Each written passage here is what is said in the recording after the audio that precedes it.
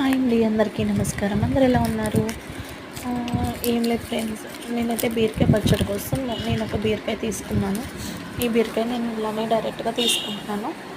ఇలా సన్నగా చిన్న ముక్కలు కట్ చేసుకుంటాను. కొన్ని బీరకాయలు చేదు ఉంటుంది ఫ్రెండ్స్, చూసుకొని వేసుకోండి.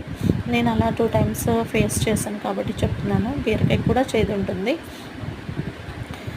ఇలా బీరకాయలు ముక్కలు కట్ చేసేసుకొని సన్నగా, కొంచెం టమాటా, పచ్చిమిరపకాయలు, బీరకాయ ముక్కలు మీ కారానికి సరిపడా తీసుకోండి.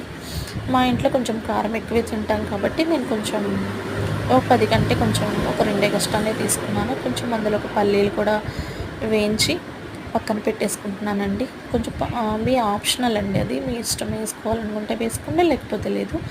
టేస్ట్ బాగుంటుంది పల్లీ వేసిన. ఇలా నూనెలో వేయించేసేసుకొని పక్కన పెట్టేసుకున్నాను.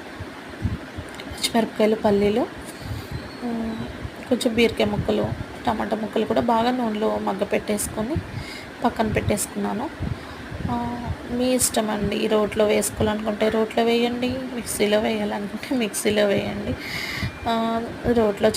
రోట్లో నూరుకుంటే ఇంకా బాగుంటుంది ఫ్రెండ్స్. నేనైతే మిక్సీలోనే వేస్తున్నాను.